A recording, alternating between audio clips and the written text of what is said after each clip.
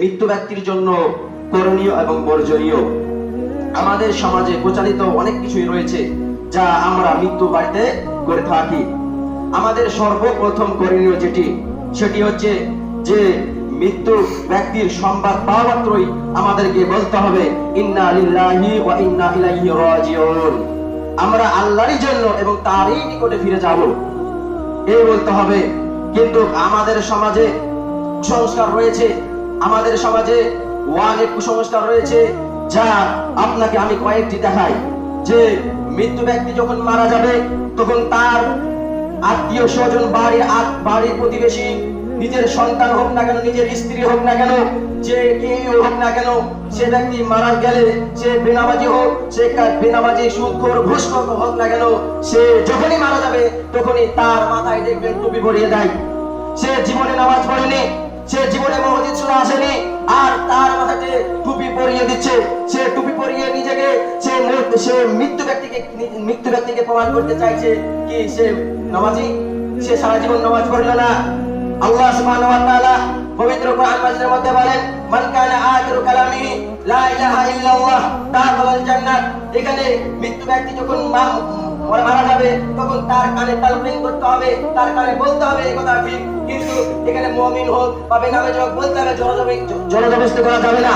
কিন্তু এখানে মূল উদ্দেশ্য যে যার শেষ বাক্য কালেমা হবে, এই নয় যে সে লাস্ট মৃত্যু ব্যক্তি যখন মারা যাবে তার কানে কানে বললে সে জান্নাত যাবে, এই নয়। সে সারা জীবন শিরক বেদাত মুক্ত, সে আল্লাহ সুবহানাহু ওয়া তাআলার ইবাদত বান্দি করে সে মৃত্যুবরণ করবে, এই বলা হয়েছে। কিন্তু এই নয় যে সে মারা যাবে, মারা গেছে, আর কানের কাছে যে তালকিন করবে, এটা নয়। এবং আমাদের সমাজে অনেক জাহেলি যুগের কুসংস্কার রয়েছে। যদি আপনাকে ধরিয়ে দিই যে আমাদের সমাজে মানুষের কারণে মৃত্যু ব্যক্তি কবরে আযাব পেতে থাকে, মানুষের কারণে মৃত্যু ব্যক্তি তার আত্মীয় স্বজনের কারণে কবরে আযাব পেতে থাকে। যেমন দেখুন, যখন আল মাইয়িতু ইউআযিবু ফি কবরি, মানুষের কারণে কবরে মৃত্যু ব্যক্তি আযাব পেতে থাকে।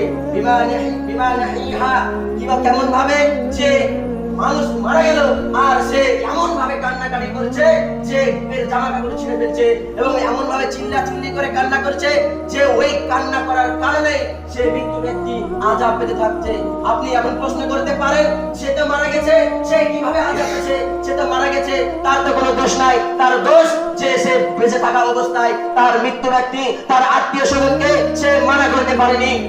আপনাকে হিন্দু ব্যক্তির চাইতে আপনি একজন নিকৃষ্ট ব্যক্তি যদি প্রমাণ না করি, তো দেখুন হিন্দু ব্যক্তিরা কি করে, যে মানুষ মারা গেলে তারা ভাড়াটা যারা কান্না করে তাদেরকে নিয়ে আসে, আর আপনি নিজেই সেই ইহুদি জাহিলিয়াত খ্রিস্টানদের মতো করে আপনি কান্না করছেন। আপনি কিভাবে নিজেকে মুসলিম দাবি করেন যে তাদের রীতিনীতিকে অনুসরণ করছেন? আরে মানুষ মারা গেছে, এই কথা ঠিক, দুঃখ হবে, কিন্তু বুক ফাটবে তো মুখ ফুটবে না, এটা। কিন্তু নবী করিম সাল্লাল্লাহু আলাইহি ওয়াসাল্লাম তিনার জামানায় মানুষ মারা গেলে তিনি কি করতেন? তিনি এরকম ভাবে আপনাদের এই জাহিলি যুগের মানুষের মতো চিল্লা বুক ফাটাফাটি করে তিনি কান্না করতেন না। তিনার অন্তরে কষ্ট পেত এবং চোখ দিয়ে আশ্রয় ঝরতো। আর আমাদের যুগের মানুষ আজকে বর্তমান যে আমরা জাহিলি যুগের কুসংস্কারকে আমরা মেনে চলছি, আমাদেরকে এই থেকে বিরত থাকতে হবে। এবং আমরা অনেক কিছুই করি, মানুষ মারা গেলে মানুষের জন্য আমাদেরকে দোয়া করতে হবে, আল্লাহুম্মা আরজনি ফি মুসিবাতি, হে আল্লাহ সেই মুসিবতের চাইতে আল্লাহ তুমি ওকে ওয়াদনিফলি খায়রান, তাকে ওর চাইতে উত্তম প্রতিদান দাও। এরকম ভাবে আমাদেরকে দোয়া করতে হবে। আমাদের এখানে এমন কেউ নাই যে আমাদের পিতার প্রতি দরদ নাই, আমাদের মাতার প্রতি দরদ নাই, আমাদের সন্তানের প্রতি দরদ নাই। এখানে আমাদের সকলেরই দরদ আছে, কিন্তু আমাদের সেই দরদকে কাজে লাগাতে হবে। কারণ ওই দরদি দেখাতে গিয়ে আপনার পিতা কবরে আযাব পাবে এমন ভাবে কান্না করবেন, এরকম কান্না করা যাবে না।